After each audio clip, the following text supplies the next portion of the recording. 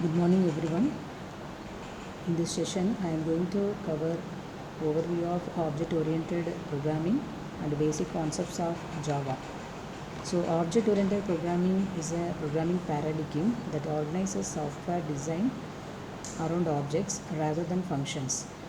This language maximum languages that uses objects in programming. So programming language model organized around objects rather than data. The main aim of object oriented programming is to bind data and functions together and also use it to implement real world entities like inheritance, data hiding, polymorphism and data abstraction. So next, what are the features of OOPS we have? First one is a class, objects, data abstraction, encapsulation, inheritance, polymorphism, dynamic binding and message pausing. In this features, uh, data abstraction, encapsulation, inheritance, polymorphism. These four things will be called as pillars of OOPS or cornerstones of object-oriented programming concepts. So class is a user defined data type and we can say it as collection of objects. It consists of data members and member functions which can be accessed under instance of the class. A class is like a blueprint for an object. We can take a car. Best example of class is car and data member, wheels, speed limits, mileage, and the member function is a drive. So the best example of class is a car. Next one is an object. So we can say object is an instance of a class and also a class have more number of objects. Each object contains data members and functions to manipulate the data members. Next one is the data abstraction. So this concepts mainly used to provide the essential information and also it hide the background details or implementation. So take a best example of car driving. When a man driving the car, he only knows that how to press the accelerator and also how to apply brake. These things only will known by the man, but he does not know about the inner mechanism of an accelerator, how it was working and how it was connected with the brakes. So these things will not known by the particular man. Next one is the encapsulation. Encapsulation is the mechanism that binds the data and functions of a class into an entity.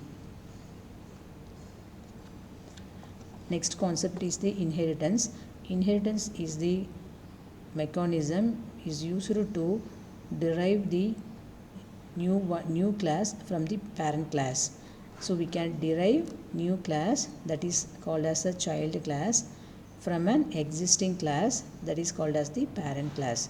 So we do not so what are the benefit of inheritance is we do not need to write all the properties and functions again and again in a child class.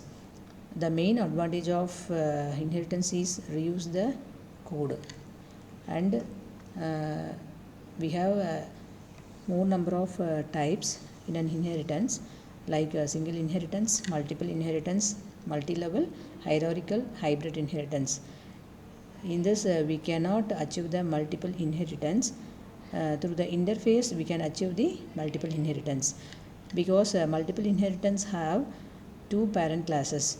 So the child have a confusion in which parent class the child class going to access the properties. So the multiple inheritance cannot be achieved.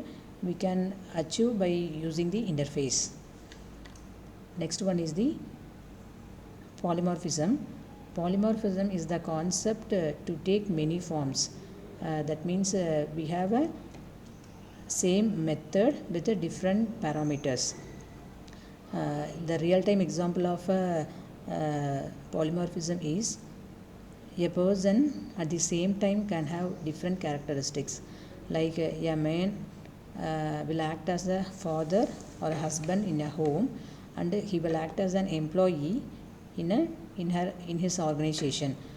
So the one person will behave different characteristics, will have different characteristics in different situations.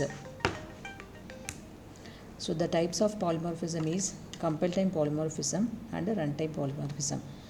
The compile time polymorphism is known as the static polymorphism. So this type of polymorphism is achieved by function overloading or operator overloading. So next one is the runtime polymorphism. The another name of a runtime polymorphism is known as the dynamic method dispatch. So this can be achieved by the method overriding. So method overriding means a derived class has a definition for one of the functions of the base class.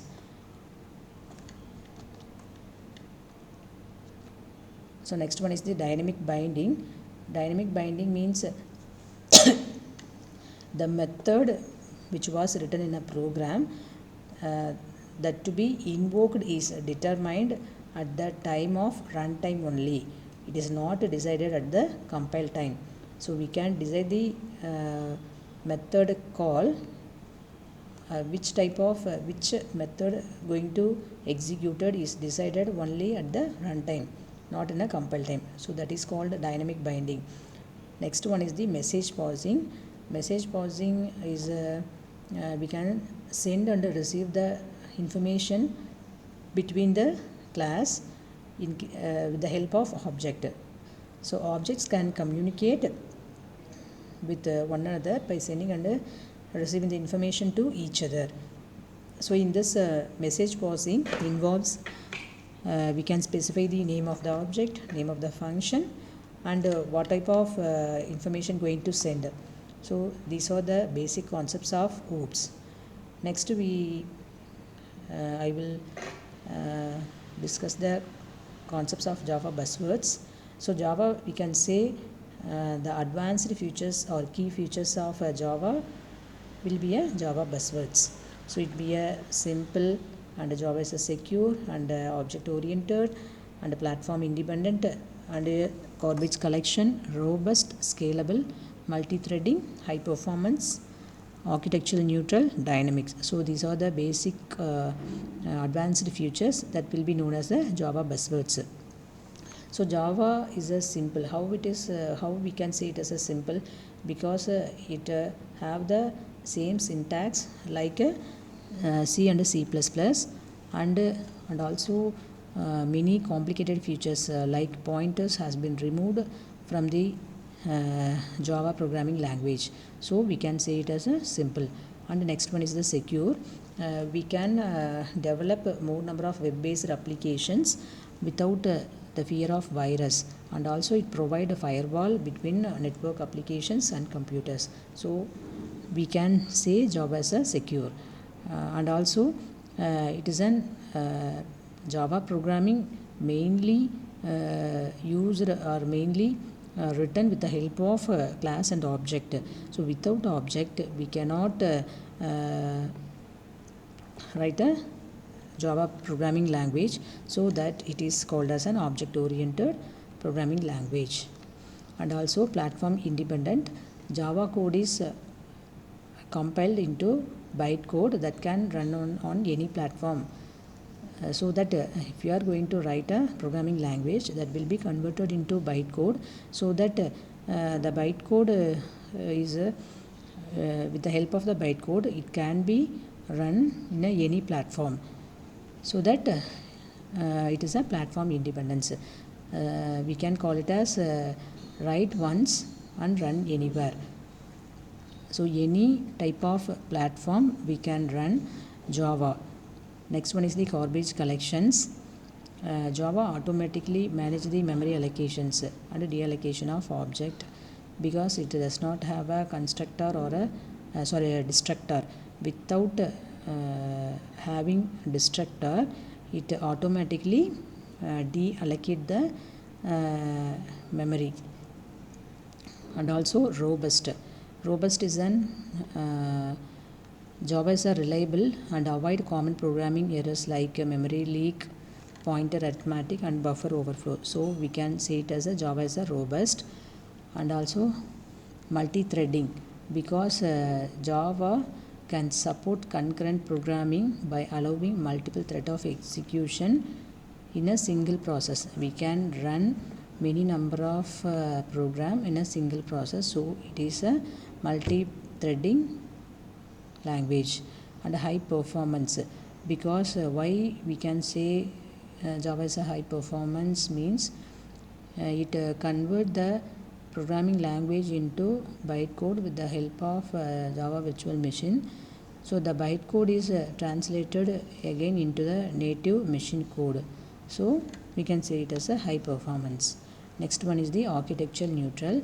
That means in a C programming, the data type int that occupies 2 bytes of memory for 32-bit architecture and 4 bytes of memory for 64-bit architecture.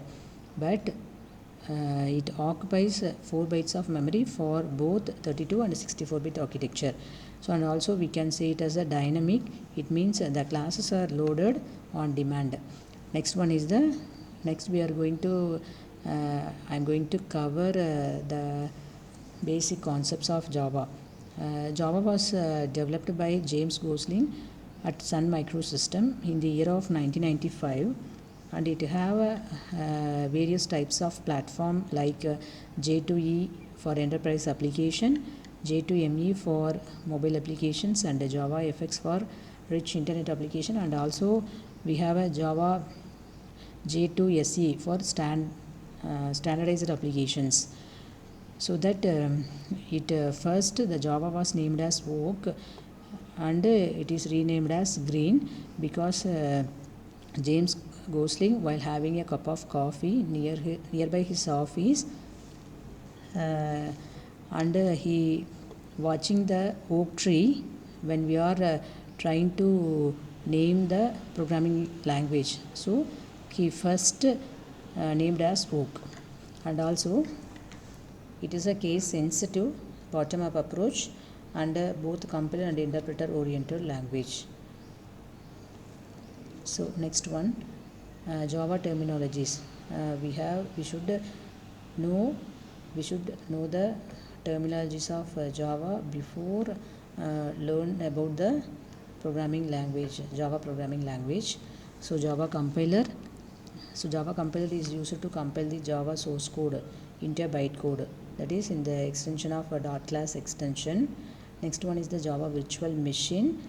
The bytecode can be executed by the Java virtual machine. Next one is the development kit. The development kit is very important because it is used to develop the applications. Next one is the Java runtime environment. It is also very important because if you are install the JRE in our computer, then only we can run our Java program. Without JRE we cannot run. So the main purpose of JRE is only used to run the Java program, and we cannot develop the program because we want to develop a Java program. We have the Java development kit. So that but the JDK, JRE and JVM are independent to each other.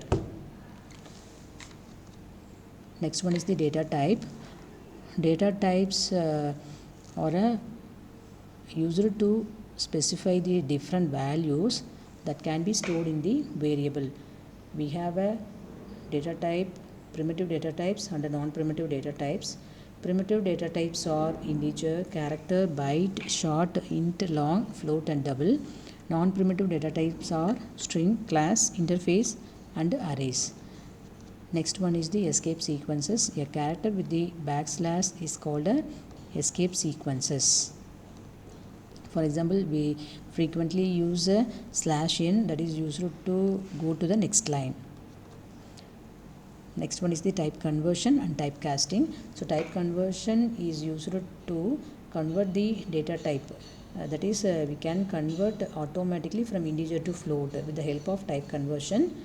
So next one is the typecasting. Typecasting is also known as the narrowing conversion. that is it is used to convert the larger data type into smaller data type. That means if you have a float values and if you want to convert them into small type of data, for that we can use a typecasting. Next one is the variable. Variable is a container that is used to hold the values while the Java program is executed. So this is the syntax for declaring the variable, like here int x equal to 10. In this int is the data type, so x is used to hold the value 10, so that we can say x is a variable, because x is we can assign the value 10 to the variable x. So now x used to store the value 10, so that x is a variable.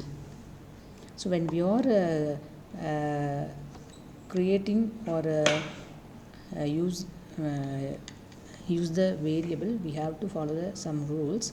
A variable name can consist of capital letters or lowercase letters, and the first character must not be a digit. Java keywords, this is very important. Java keywords cannot be used as a variable name, and variable names are case sensitive. When we are declare at the front of the main function variable, the same variable should be used throughout the program. So we have three types of variable, like local variable, instance variable, static variable. Now I am going to explain with the example. So here the local variable is when we use a variable within the function, that will be called a local variable, and also when the variable is declared as static, that is called a static variable, so that the value cannot be changed throughout the program. Once we fixed m equal to 100, that will be used as 100. Next one is the instance variable, the variable which is used in the main function, that is called an instant variable. So now we have seen that basic concepts of OOPs and futures of OOPs, and basic concepts of Java and Java buzzwords. So what is data type, what is variable? So I think you can understand easily if you are go through this PPT. Thank you.